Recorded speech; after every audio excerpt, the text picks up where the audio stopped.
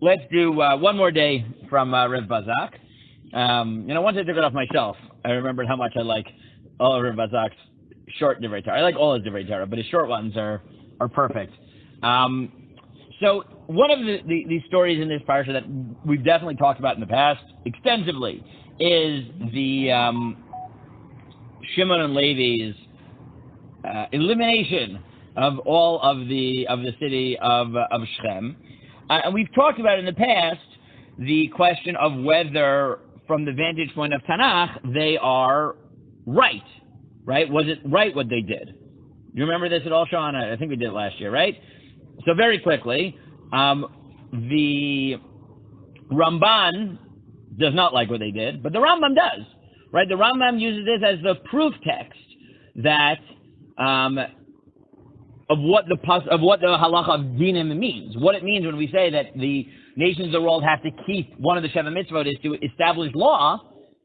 The Rambam proves from here, and if you don't establish a legal system, then everybody in the city is chayiv mitzvah, as Shimon and Levi killed Shechem because they didn't oppose and exact justice when there was the rape of Dinah. So the Rishonim really divide here, and in the Psukim there's good reason to think both ways. On the one hand, the reason to think that it's bad is that Yaakov yells at them and he says, "What did you do to me?" etc. The reason to think that Shimon and Levi might be right is that the Torah gives Shimon and Levi the last word, right? Because after Yaakov yells at them and says, "Why'd you do this? Everyone's going to kill me," what does the pasuk say? Shimon and Levi said, "Akazona yasad achotenu," right? It gives them the last righteous indignation, right? Exclamation, which is, "Well, what else are we supposed to do?" Right? So there's good reason to believe that they're right, and that Yaakov here is actually being criticized for expressing weakness and not doing the right thing, even though it's hard. So we've talked about that in the past. It's a very open question in that sense. But Rev Bazak pushes it a little bit farther. Right? Again, I happen to love that question. It's, I think, a fascinating question of whether, right, how exactly do you figure out in Tanakh who Tanakh approves of, right? The objective voice of, in the case of Chumash, God, and then elsewhere, whatever, the Navi or whatever. But Reb Bazak notes that besides that question, you have to read this story very carefully so you get the full brunt of what's happening. So he says, first of all, you have to note that the Torah is very careful in describing the different stages here. So first stage of this battle is Vayhi vayom hashlishi biotam koavim Vaychu shnei bnei Yaakov Shimon v'Levi achei Dinah ish charbo vayavo el ha'ir betach v'argu kol zachar v'chamor v'Shechem b'no argu lefi charev Vaychu et Dinah mi beit Shechem vayetzeu. Right, so the first thing is on day 3. They go out, they kill everyone, they take Dinah, and they leave.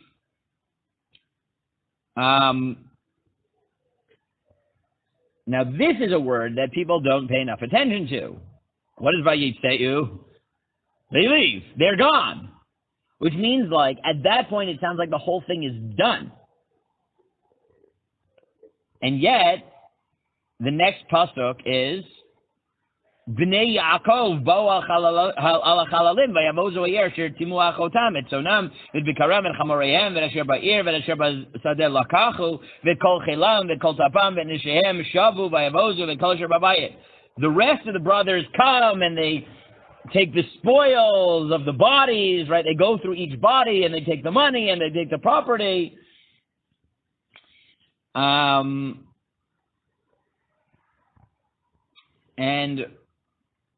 Rev Bazak suggests that, right, it could be that the real criticism of Yaakov isn't just in the whole act, right? The question of whether it was right or not. But if you're careful, you could divide and you could say it was right for Shimon and Levi to fight, but then they left, and then there's a second stage where the rest of the brothers come and they're taking spoils. And Reb Bazak makes it argues that by putting Vayetzeu before that, it makes it clear that taking the spoils was not part of the necessary battle to save Dinah. And he says maybe you could have this, right, middle position.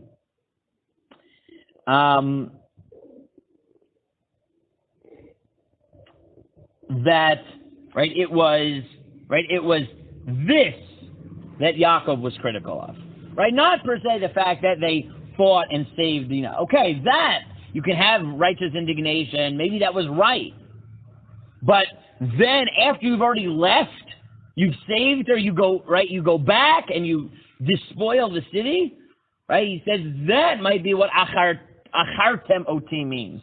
And why would you think achartem oti focuses on spoils, Specifically that part.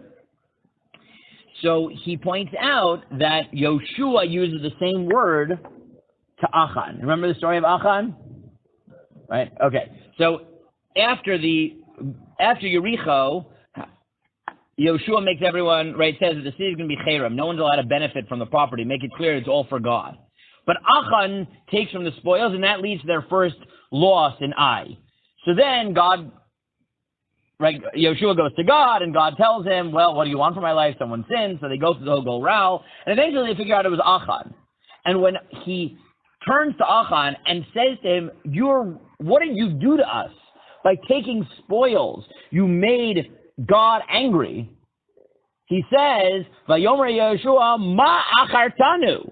Yarkecha Hashem vayom hazeh, How did you make us achartanu? You made us disgusting.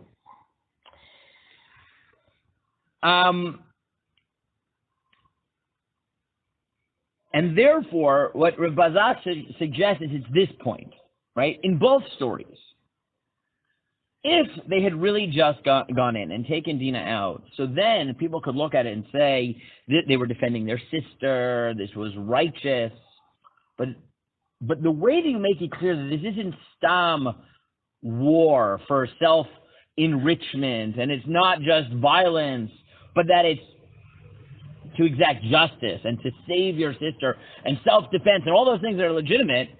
So Tanakh has a very clear way of making sure that people know that your motives were pure, and that is, don't take the spoils.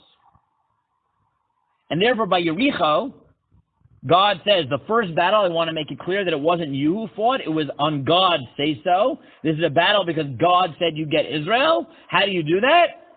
Leave the spoils. It's Cherem LaHashem.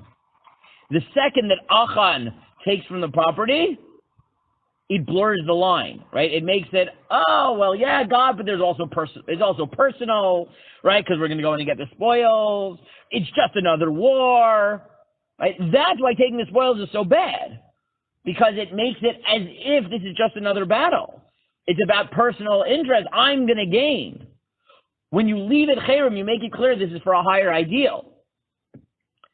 And therefore, maybe that's what's going on here. Yaakov's saying, I get it. You wanted to save Dinah, but you already left, and then you went back and you killed everybody and took the property, That, achartem oti.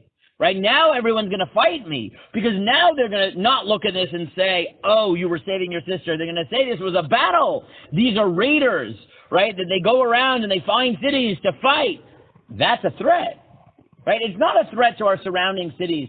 If the surrounding cities looked and said, oh, clearly they just went to save their sister, they don't feel a threat. They're not going to come and fight me, because they're going to say, he did it to save his sister. Okay, it's done. They're peaceful people. But sometimes even peaceful people need to do what they need to do.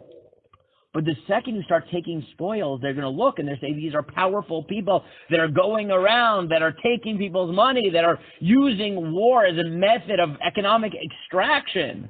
That's a threat. And that was what Yaakov was afraid of when he says, achartem oti. Now, I will just note that I like this try. I think it's an interesting compromise. It is worth noting that one of, I think, the questions that you have to ask in Tanakh, in this story, as in terms of figuring out whether Yaakov was right or not, is the fact that even this doesn't come true. Meaning, even this doesn't come true. And you have to ask, why not? What does that tell us about the story? It could tell you, if you're of the Ramban's camp, that no, Yaakov was really right. But despite the fact that Yaakov was right, God continues to protect him. So Yaakov was right to be afraid, but God protected him.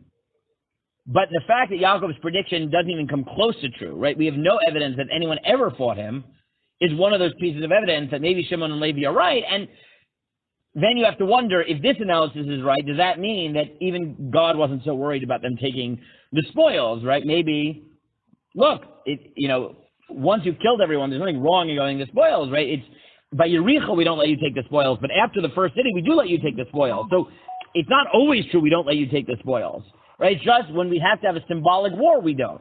So you have to wonder, maybe, right, this analysis will weigh in. The fact that it never happens, maybe that indicates that even this critique is not right. I don't know, right? I think that has to be integrated into a more nuanced analysis of the story.